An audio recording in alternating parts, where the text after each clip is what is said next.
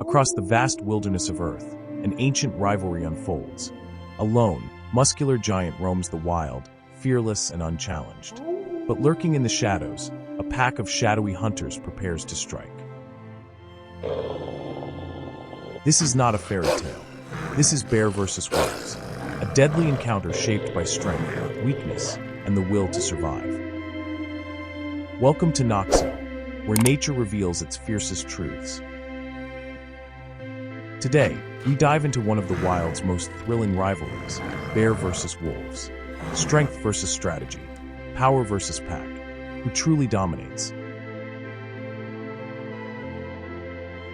Now, let's meet the grizzly bear. Grizzly bears are among the most powerful land predators on Earth. These massive omnivores can weigh up to 800 pounds, around 360 kilograms, though some adult males in prime condition have been recorded at over 1,000 pounds, approximately 450 kilograms. Armed with claws up to 4 inches long and enormous muscle mass, a single swipe from a grizzly can fracture bones or even knock down large prey. They also have an incredible bite force of more than 1,200 pounds per square inch, or PSI. Powerful enough to crush through bone, thick hides, or even a bowling ball in theory, though this last comparison is symbolic and not scientifically tested. Despite their bulk, grizzly bears are surprisingly fast, capable of running at speeds of up to 35 miles per hour, or 56 kilometers per hour, in short bursts. But perhaps their most intimidating trait is their fearlessness, especially when it comes to defending food or asserting dominance over a carcass. A grizzly doesn't back down easily. Their strengths includes massive strength and size, high pain tolerance, incredible stamina and speed for short bursts, solitary dominance, no need for backup. Now let's meet the wolves. Wolves don't rely on raw power, they rely on coordination. A single wolf may stand no chance against a bear, but a pack, usually 6 to 10 strong, fights with calculated aggression. They attack from multiple angles, wear their target down, and use precision bites to weaken vital points, especially the legs and haunches. And they're relentless, able to chase prey for hours if necessary. The wolves' strengths include tactical teamwork, endurance hunters, communication through howls and body signals, willing to take risks for the pack's survival. Let's have a look at their weaknesses. Even the mighty have limits. Bear weaknesses are poor endurance, can't sustain long fights, vulnerable when outnumbered, slower reactions when tired or injured, easily distracted by food. Here are wolf weaknesses. A light bone structure. One swipe from a bear can be fatal. Risk of injury in any close quarters clash. Dependent on numbers, lone wolves avoid confrontation. A lower bite force, more nuisance than damage in short bursts. In other words, we can say, bears rely on intimidation and power, while wolves rely on patience and precision. Let's break down what actually happens when bears and wolves clash in the wild. These confrontations usually begin over a kill, often something large like an elk or bison or a small prey, brought down through the coordinated effort of a wolf pack. But once the hunt is over, the real tension begins.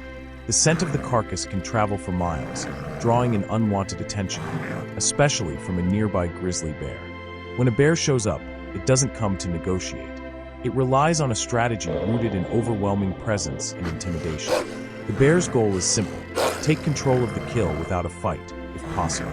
It often charges indirectly, stands tall, growls, and makes itself appear as threatening as possible. This aggressive display is usually enough to cause the wolves to back off, at least temporarily. This tactic works because grizzlies are physically dominant. They're often 2 to 10 times heavier than an individual wolf and capable of inflicting serious injury with a single strike. For wolves, a direct fight isn't just dangerous, it can be fatal. And in the wild, one bad injury can mean death days or weeks later. But wolves don't give up easily. Their response is based on group tactics and persistence.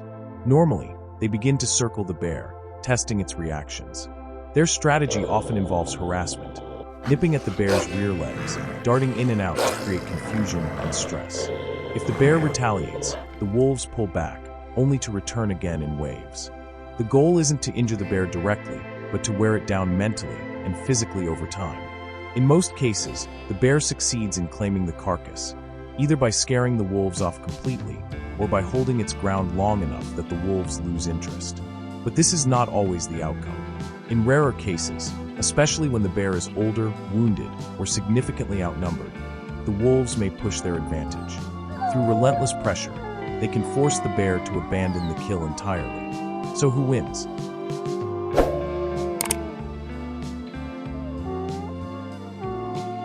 Typically, the bear has the upper hand in one-on-one or short-term confrontations. Its physical power, thick fur, and confidence give it the edge. But the wolf pack thrives in the long game. If the pack is large and determined, and the bear shows signs of weakness, the wolves can and do drive it away. These encounters reveal a deeper truth about nature. Strength wins battles, but strategy can win wars.